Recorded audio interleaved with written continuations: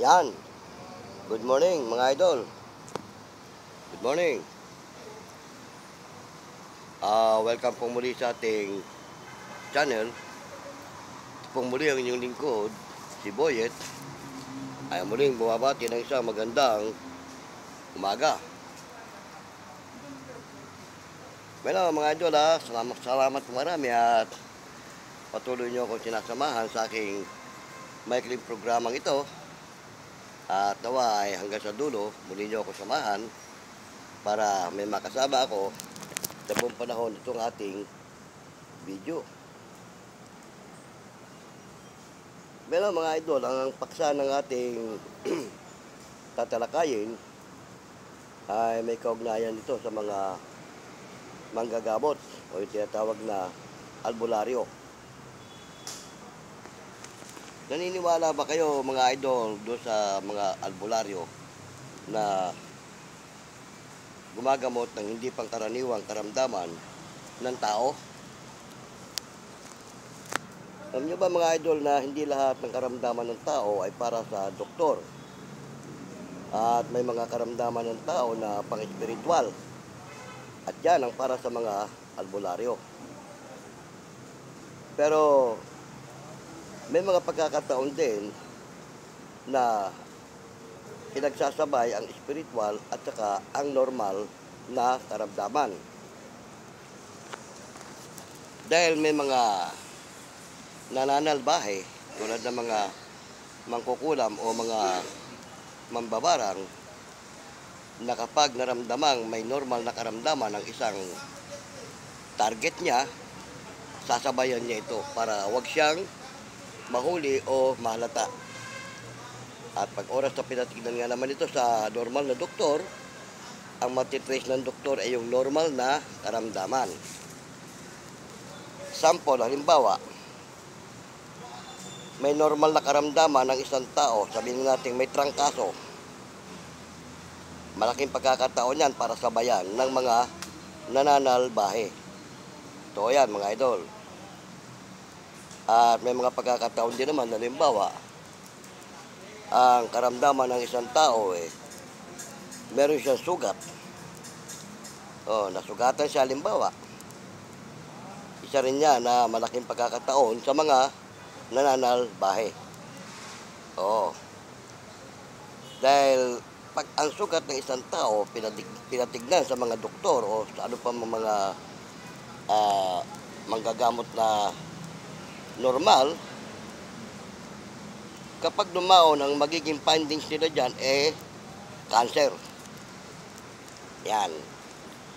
Kapag ang naging findings ng isang sugat ng tao o yung pinsala ay hindi nila mapagaling-galing sa pamamagitan ng normal na gamot, dinideklara nila na ito ay isang cancer. Kaya yun ang malaking pagkakataon ng mga nananalbahe. Pero kung hindi nila yan ipasusuri sa mga manggagamot o yung mga albularyo, in the long run, may posibilidad na mamatay ang pasyente. Dahil kasi ang pang-alam ng may-ari ng pasyente, normal ang kanilang pasyente, normal ang karamdaman. Doon nagkakaroon ng problema ang ibang mga tao. Kaya may mga tao namang matatalino, marurunong, bago padala sa doktor ang kanilang pasyente, pinatitignan muna sa mga marunong tumingin. Hindi man to albularyo o hindi man to kung marunong tumingin ng isang karamdaman, pinatitignan muna. Lalo't kung albularyo ang titingin, sasabihin naman ng albularyo kung hindi yan para sa kanya. Malalaman din ng isang albularyo kung yung karamdaman ng tao ay dalawa. Isang para sa kanya bilang albularyo at isang para sa doktor. Kapag dalawang uri ang karamdaman ng isang tao, ang ginagawa dyan ng albularyo, tinatanggal muna yung tinatawag na sabid. Ano ba yung sabid? Yun yung mga nilagay ng mga nananalbahe. At pag natanggal na ang sabid niyan, at saka na i-recommenda yan ng albularyo, dadalhin mo ito sa doktor. Para yung pinagdaanan nito ay tuluyan ng gumaling pamamagitan ng gamot na irereseta ng doktor. Ganun po ang tunay na pangyayari sa mga may sakit. Kaya ang advice natin sa ating mga kapwa mamamayan o sa ating mga followers, sa ating mga viewer, kapag kung sino man ang may karamdaman sa inyo, huwag nyo agad ipasusuri sa doktor. Patignan nyo muna ito sa kakilala nyong albularyo kung may kilala kayo. At kung yung kilala nyong albularyo ay tapat, sasabihin sa inyo ang totoo. Maliban na nga, ang matiyempohan yung albularyo medyo durobo, hindi ko naman nila lahat, pero merong mga ganon. Nasa hangad na sila magkapera, kahit hindi para sa kanila yung pasyente, hahawakan nila. Ganon. Pero hindi ko nila lahat. Hindi naman lahat ng albularyo ganon. Meron talaga namang mga tunay at matitino na albularyo. Yan, pag nahawakan na nila at naalis na nila yung tinatawag na sabid, ituturo na kayo sa doktor. At yan, 99.9, gagaling na yan. Pero kung irerekta nyo agad ang inyong pasyente sa doktor, at hindi kayo naniniwala sa mga albularyo, problemang malaki nyo yun. Oo. At hindi ko naman pinipilit sa inyo na unahin nyo ang albularyo, lalo't hindi naman kayo naniniwala. Diba tama mga idol? Yan lang kasimple. Ito naman mga idol ay napag-uusapan lang natin dahil napapanahon ito. Oo.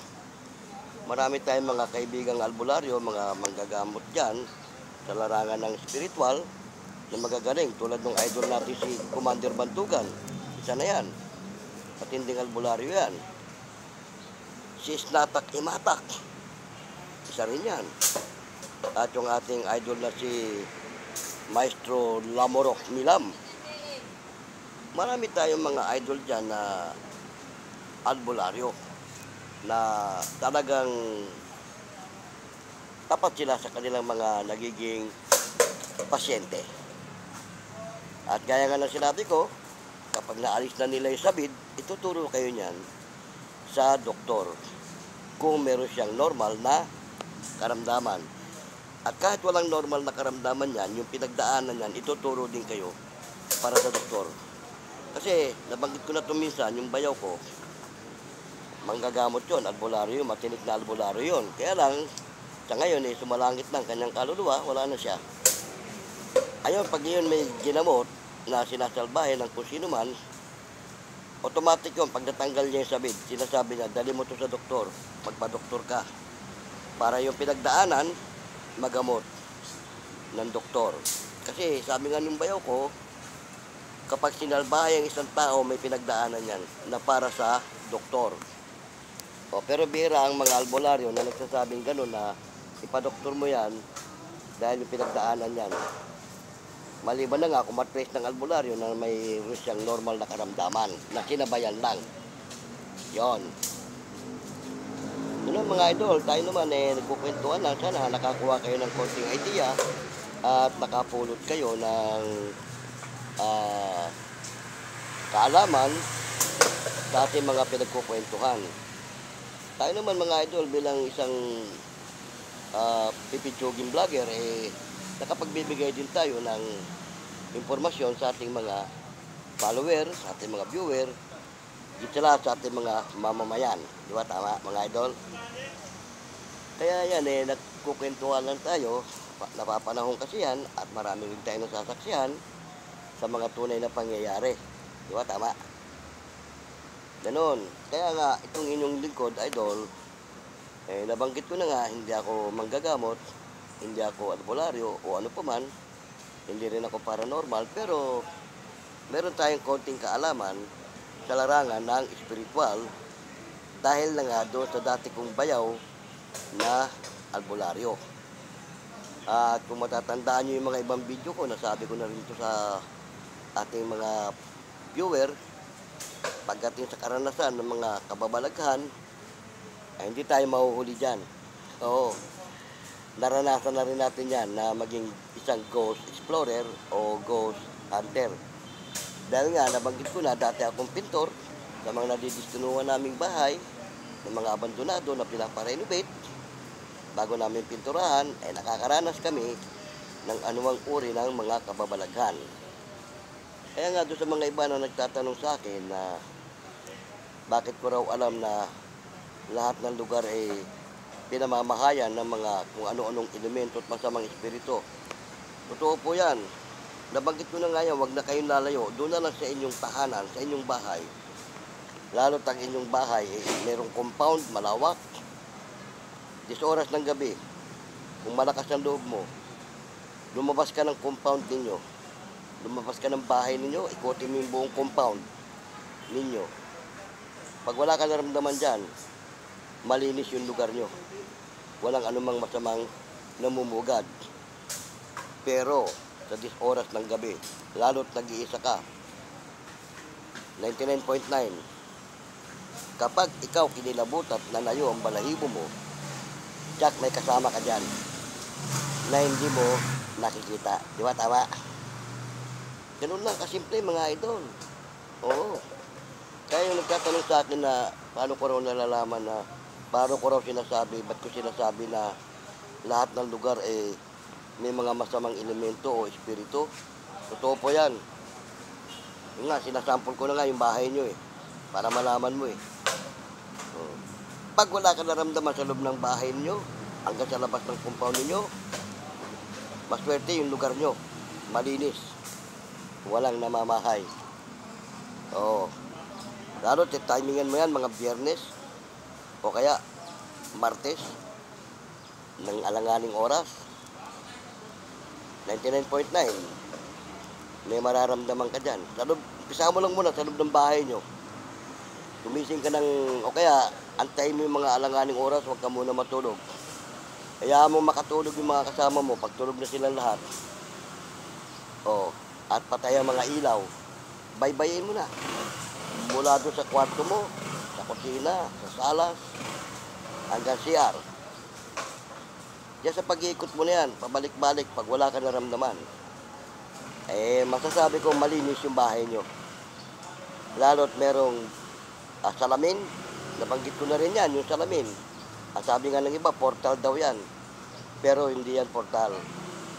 Ang salamin, nakakahagip yan ng mga masamang elemento at espiritu na hindi kayang makita ng ordinaryo nating mga mata. Yan, idol, kung gusto mong subukan at malakas ang loob mo, kahit mamayang gabi, testingin mo. Ikutin mo yung loob ng bahay nyo hanggang sa may labas. Kung talagang malakas ang loob mo at gusto mong masubukan. Yan, pag wala ka naramdaman, hanggang sa pagpasok mo, pagbalik sa bahay nyo, napakaganda ng lugar nyo. Walang anumang namumugat. Pero kasi, ang isang lugar, bago tayuan ng bahayan, bakanting lote, pinamumugaran na yan ng kung ano-ano. Bago kayo napadpad yan. At hindi nyo alam ang kasaysayan ng lote niyan bago nyo natayuan ng bahay. Kaya nga may mga nangyayari na pinapakita sa mga palabas yung bahay nila. Kung ano-ano mga nagpapakita at nagpaparamdam. Di ba? Marahil, ng primero, wala pa. Wala pa silang nararamdaman, wala pa rin kung anong nagpapakita. Pero, pag bumilang ka na ng buwan, taon, andyan na yan. Kung antimano yung bahay, yung lote na pinagtayuan nyo ng bahay ay walang namumugad at nandiyan na kayo, nabanggit ko na rin to, kapag ka naligaw o napadpad sa inyo ang anumang uri ng elemento at masamang espiritu at nagustuhan yung lugar nyo, mamamahay na yan dyan. Oo, totoo yun mga idol. Kaya ganun. Ngayon nga, kung talagang wala, abay maganda, swerte mo. Kaya nga may mga inaabandong lugar Kasi pag namugad na yan sa loob ng inyong bahay, lalo sa inyong compound, ikaw na mismong may-ari ng bahay, pag hindi ka nakatiis at wala kang alam na dapat mong lapitan para sibakin yung mga yan, i-abandon mo yung bahay mo. Yung lugar mo, lalayasan mo yan.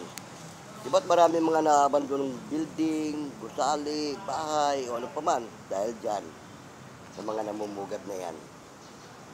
Okay lang ha, salamat ng marami.